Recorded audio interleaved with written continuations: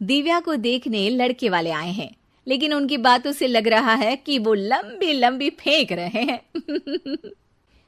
हमारे यहाँ 5 कार हैं, 7 बाइक्स हैं, फिर भी हम बस से आए हैं। वो क्या है ना कि हमें दिखावे का बिल्कुल शौक नहीं है। बड़ा नेक ख्याल है बेटा। लेकिन खुद की गाड़ी में बैठना दिखावा थोड़ी ना होता है। अरे हम दिल्ली से आए हैं, वहाँ पोल्यूशन बहुत है ना, तो हम गाड़ी में नहीं निकलते हैं। हाँ, ये उससे भी बड़ा नेक ख्याल है बेटा। लेकिन अगर आपको पोल्यूशन की इतनी चिंता है तो घर में 5 कार और 7 बाइक क्यों रखी है? अरे इतने पैसे हैं, फुर्सत में क्या करेंगे, कुछ ना कुछ खरीद लेते हैं। अभी पिछले ही हफ्ते एक हेलीकॉप्टर खरीदने का सोच रहा था। तो क्यों नहीं खरीदा? अरे उसके पंखे हवा ज्यादा देते हैं, हमारी माँ को ठंड बहुत लगती है ना, अब बुजुर्गों का ध्यान रखना पड़ता है ना। अरे वाह वाह, ये तो बहुत बड़ा ऊंचा और नेक ख्याल है। हम कैसे मान ले कि ये लोग झूठ नहीं बोल रहे हैं? अरे हमारा परिवार झूठ नहीं बोलता। दिल्ली शहर में किसी से भी पूछ लीजिएगा, हमारे बेटे का बड़े लोगों में उठना बैठना है। हाँ। अरे छोटो चुप रह, इतने बड़े लोग हैं, झूठ क्यों बोलेंगे? हमारी फैक्ट्री है, और ऐसी फैक्ट्री कि यहाँ ग्राहक आया, इधर सामान बनाया जल्दी जल्दी, और हम हर काम ना जल्दी करते हैं। हाँ वही तो, तब जल्दी जल्दी अपनी बेटी का हाथ हमारे बेटे के हाथ में दे दीजिए। दिव्या के पिताजी दिव्या के भाई छोटू की एक भी बात न मानते हुए दिव्या की शादी दिल्ली के इस फेंकू परिवार में करवा देते हैं। जब दिव्या ससुराल पहुंचती है तब, आपकी कार्स और बाइक्स कहाँ है? मुझे बाहर जाना था किसी काम से। कार और बाइक्स? कौन सी कार और बाइक्स? अरे जब आप मुझे देखने आए थे तो कहा था ना कि आपके यहाँ 5 कार्स हैं और 7 बाइक्स हैं। हाँ हाँ, उस दिन थी, आज नहीं है। है? आज कहाँ गई? अरे जिनकी थी वो ले गए। मतलब वो आपकी नहीं थी? आपने तो कहा था हमारे घर पर है। हाँ घर पर थी, बाबूजी का एक पार्ट टाइम काम है, कार और बाइक धोने का। उस दिन घर पे 5 कार और 7 बाइक्स थी तो बोल दिया था। अरे झूठ थोड़ी ना बोला है, जैसा था वैसा बोल दिया।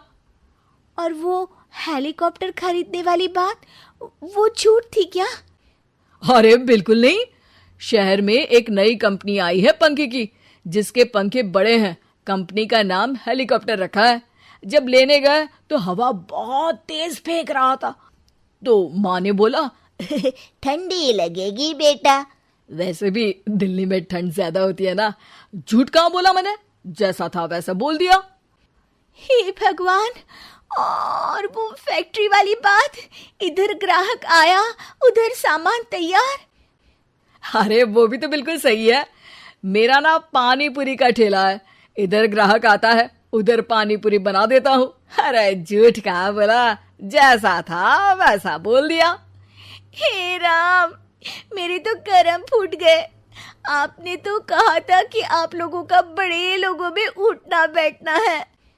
अरे है तो, पहले मैं बहुत बड़े लोगों के यहाँ नौकर था।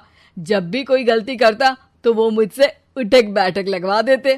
हो गया ना बड़े लोगों में उठना बैठना। दिव्या अपने साथ हुए धोखे पर रोने लगती है और ठान लेती है कि वो ससुराल वालों को लाइन पर लाकर ही रहेगी और उनकी ये झूठ बोलने वाली आदत छुड़वा कर रहेगी। आप लोग खाने में क्या लेंगे? करेला खा लूंगा। अरे मुझे तो टिंडे खाने हैं। कद्दू खाऊंगा। अच्छी बात है, खाने के टेबल पर मिलते हैं। शाम को जब सब खाने के टेबल पर मिलते हैं तो सब देखते हैं कि टेबल पर प्लेट्स में एक पूरा और कच्चा कद्दू रखा है, कच्चा करेला रखा है और कच्चे टिंडे भी रखे हैं। बहू, ये सब क्या है? ससुर जी के लिए करेले, आपके लिए टिंडे और श्रवण जी के लिए कद्दू। अरे वो तो दिख रहा है, लेकिन ये पकाया क्यों नहीं है? आप लोगों ने पकाने को तो नहीं कहा था, बस मैंने पूछा था क्या खाएंगे, तो आपने ये कहा था कि करेले, टिंडे और कद्दू खाने वाले हैं। ये क्या मजाक है दिव्या, तुम झूठ बोल रही हो। अरे मजाक कहाँ है, आपने कहा कद्दू खाएंगे तो खाइए, ऐसे थोड़ी ना कहा था कि पका हुआ खाएंगे। और वो आप क्या कहते हैं, जैसा था वैसा बोल दिया, झूठ कहाँ बोला मैंने। दिव्या की बात सुनकर, समझकर सब शर्मिंदा हो जाते हैं और उन्हें अपने किए और झूठ बोलने की आदत पर पछतावा होता है। दिव्या समझदारी दिखाते हुए उन्हें सच के रास्ते पर चलने और किसी से मजाक में भी झूठ ना बोलने की सीख देती है और उनके काम में मदद करके उनके काम को और बड़ा बनाने में मदद करने लग जाती है।